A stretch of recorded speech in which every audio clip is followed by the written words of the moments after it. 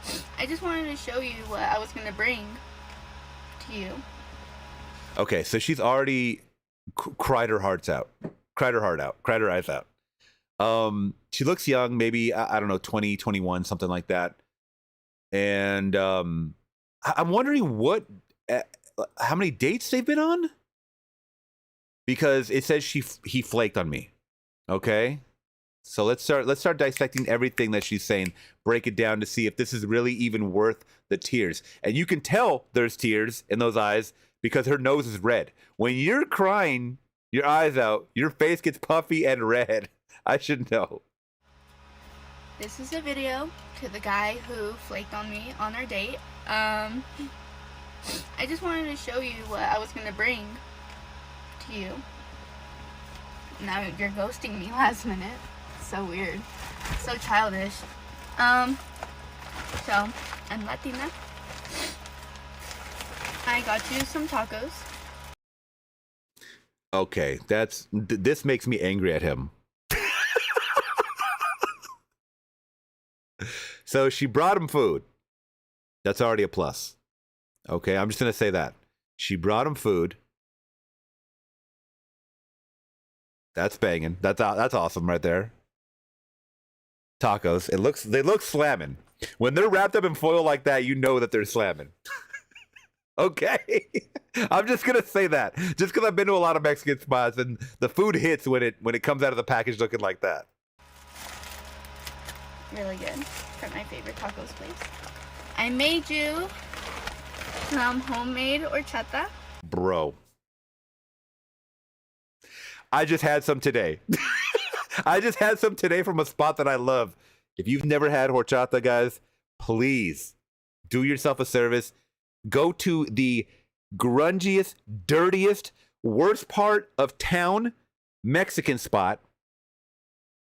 And the reason why I'm saying that is because they got the best food. You go to the nice part of the town at a Mexican spot, no, it's not going to hit the same. You got to go to a part of town that's run down. You hear cops, you hear dogs barking, you hear people fighting in the street. And if you see a Mexican restaurant lit up, that's the one you want to enter. That is the one that you want to enter.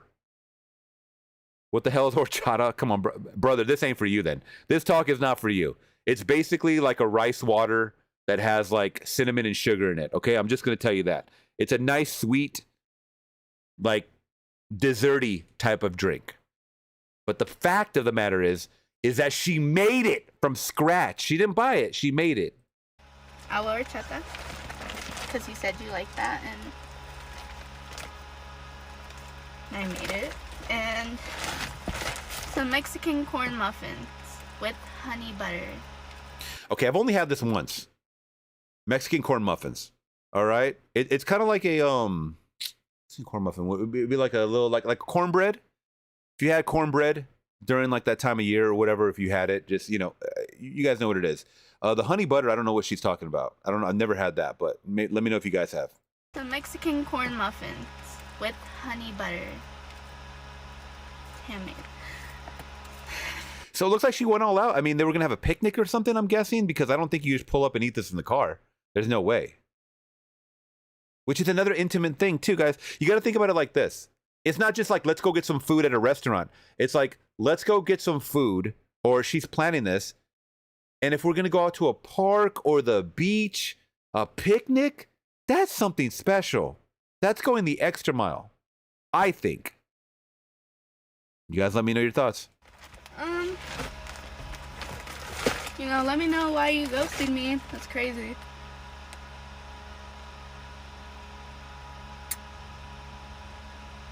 I already crashed out, you guys, but yeah. You can only imagine how that shit feels. All you had to do is answer the phone. And I had you could tell she is a very emotional person. And I'm an emotional person, don't get me wrong. I am super emotional. Little things like this trigger me. I wonder what sign she is as far as like, is she a Pisces? Because I'm a Pisces as well, and we're very emotional people. Okay, we're very reactionary and stuff like that. Now, my next question is, okay, I get it. Your younger generations, they will immediately record the incident at hand. because they need clarification that they are not in the wrong. She is hoping that all the comments say, girl, you don't need him, move on to the next guy, or focus on yourself. Validation. You know, my generation, or your guys' generation, older generation, boomers or whatever, they wouldn't jump to going on camera or in front of anybody like and start screaming about their problems. They don't. They wouldn't. But this generation loves doing that. That's a whole nother factor as well. Everything planned out. Did she hit the horn? What? And I had everything planned out. Oh my god.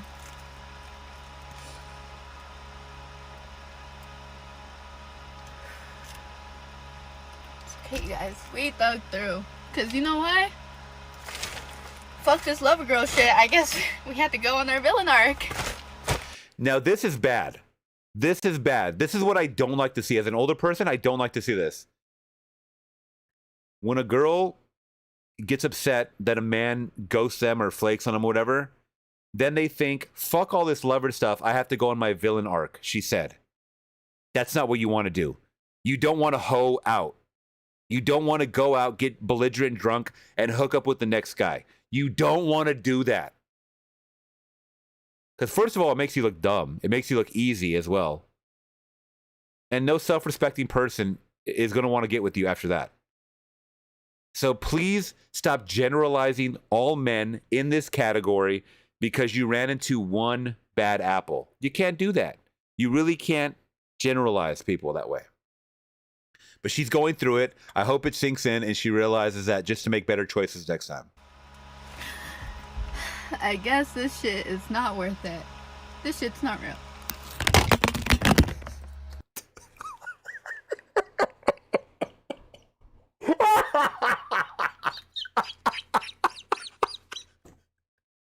To be that vulnerable and emotional and your fucking phone falls off the dashboard is hilarious.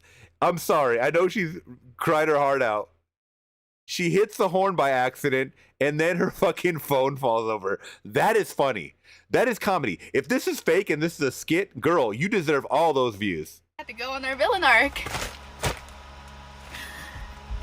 I guess this shit is not worth it. This shit's not real. There's the sign. Yeah, there you go. You have something here, girl. Yeah, you have something here. I think you should keep making skits like this, if anything. So, I'll see you guys next time in the next video. Dug out. Oh man, you're going through it, girl. Yeah, you're going through. Look in those eyes. Is that the eyes of a thug? No. She knows when she turns the phone off, she is going back to crying and probably eating some of those tacos. All right. Anyways, guys, I just wanted to know your thoughts on that one because that one had 39 million views. I want to see some of these comments too because I don't know what people are even saying if I'm being honest. Let me see what you guys are saying first. All right.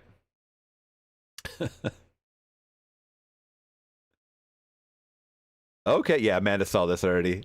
Glitter said, oh, I seen that dude did her dirty. Let's see. Rebuilding is saying she looks really sad. Yep. Yeah, she made horchata too. A huge plus. Let's see. She's gonna be eating nice for the next few nights. And once again, I mean, home cooked meals. I mean, it's the extra effort, right? And that was another thing I forgot to mention too. Is she's probably even more upset because she went in the kitchen and made some food and for someone to not even flake, but not even a text or an answer of the phone saying why I'm not going to make it. I think that's the reason why people, hey, maybe there might be a follow-up. Maybe the guy was like, you know what? I got in a car accident. My phone exploded, got cracked. I flipped my car 17 times and I was in the hospital for the day. Maybe, I don't know. I'm not trying to give the guy the benefit of the doubt. I'm just saying that things happen. What if next week we find out the guy that was supposed to be there he goes and he records a video. I'm gonna be like, I'm fucking here for this video. Show me the video, and we're gonna discuss it. I'm here for the tea. Let's see. Q was saying facts. Mexican town southwest Detroit, where I grew up, has the best tacos in Mexico. See? And you know it's a rundown neighborhood, or it's been there forever, or they got at least, I don't know, man. They got paint coming off the walls on the outside of that building. You know, when you see the rundown area, the thing that is the sweetest is the home cooked meals, is the home cooking. That's what it is, because that's where the heart is at. That's where they put all the heart and the love and soul into that food, into that damn food. This ain't a franchise Chipotle or anything like that you can find in any of the upper areas. But yeah. Glinster says, add a little rum to that horchata. Ooh, wait a minute. I've never tried that. I might have to do that next time. I got to chill on it, though. Like, I've had it maybe twice in a month. I got to chill on it because it does have a lot of sugar, though. And I'm pre-diabetic, so I got to, you know. Rebuilding is saying she's really cute, though. Damn, I actually feel bad for her. Timo in the building. What's up, Timo? Honey butter on a corn muffin or cornbread is incredible. Yes, I love them both. I've never had honey butter, though. I will say that. Thoughts? Glinster is saying she's wife material, cooking like that way to a man's heart is through his stomach. 1,000%. 1,000%, guys. Cleon is saying emotional roller coasters.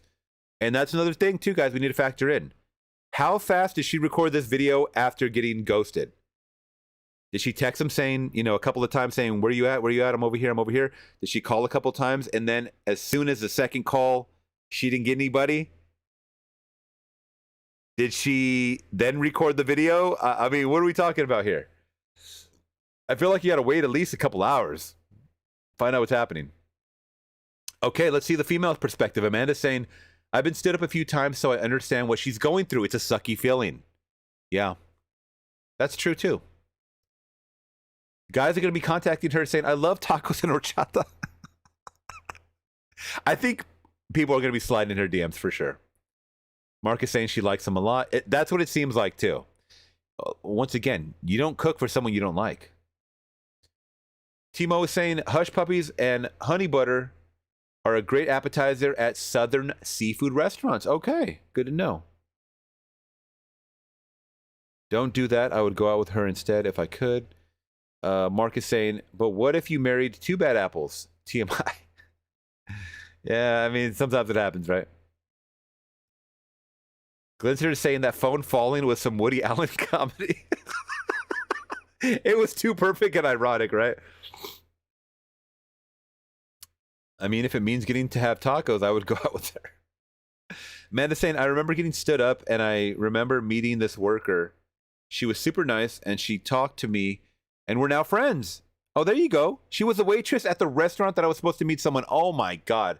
Isn't that crazy how like it works out that way? You end up, you know, out of a bad situation comes a good situation. Glinzer says she needs to know anyone who ghosts you isn't worth your time. 1,000%. I would like a follow-up, though, because like I said, things do happen.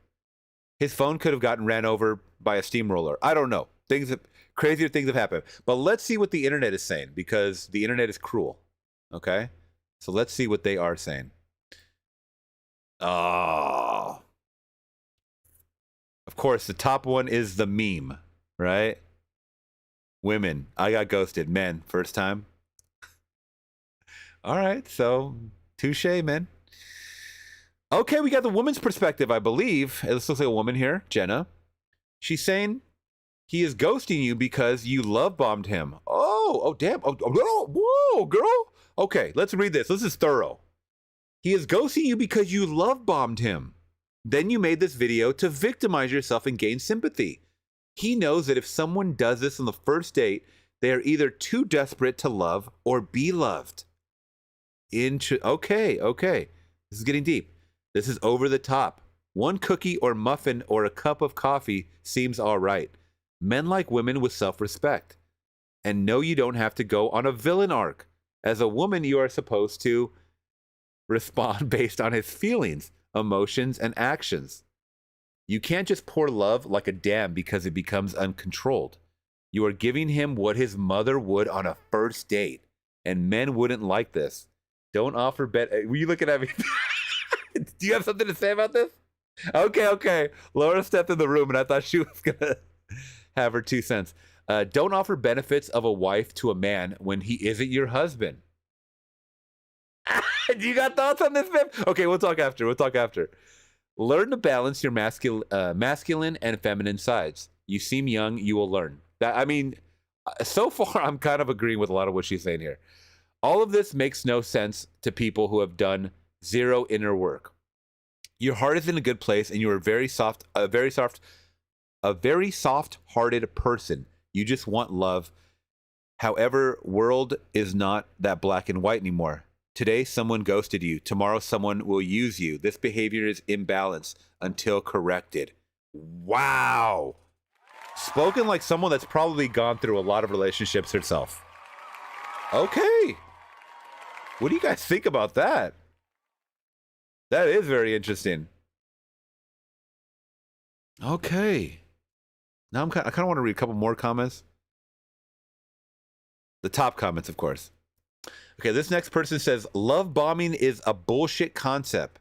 I want people to let me know how much they care. That's this person. This is a man saying this, I believe. Okay, this next person is, I don't want to click on that because that looks like an OnlyFans.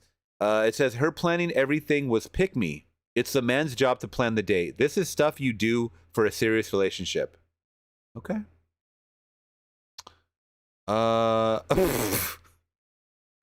Someone made an AI? Wait, someone made an AI edit of this already?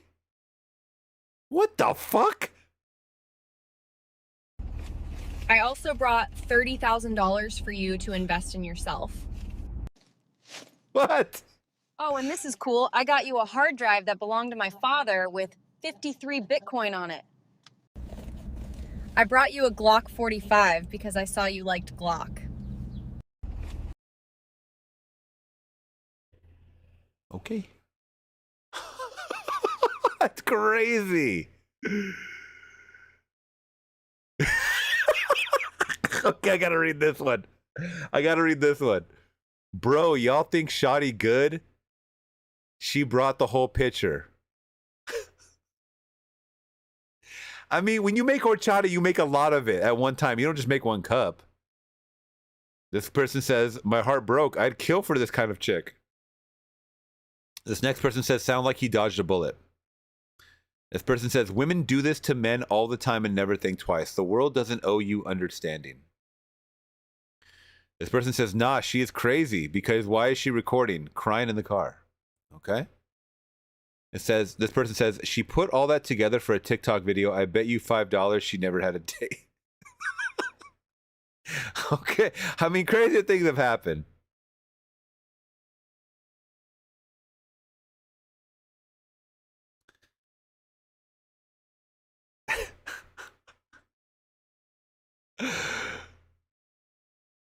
Most men would literally kill for a Latina who brings tacos on the date. His loss, really. Okay.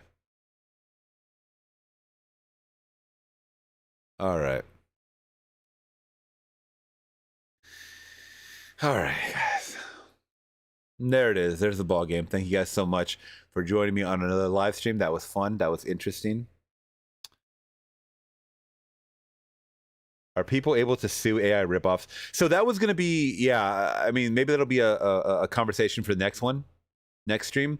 But I know a lot of people were trying, I think the most famous case was Taylor Swift was trying to sue some AI company for all these deepfakes they were making of her. But yeah, it's been pretty crazy. Did she just break out the gat? Yeah, man. All right, Flix Talkers, we're going to end it. And I will see you guys on Sunday morning. Actually, we have plans on Sunday morning. We might have to do a Saturday stream, okay? If you guys are up for that, please look for the scheduled link.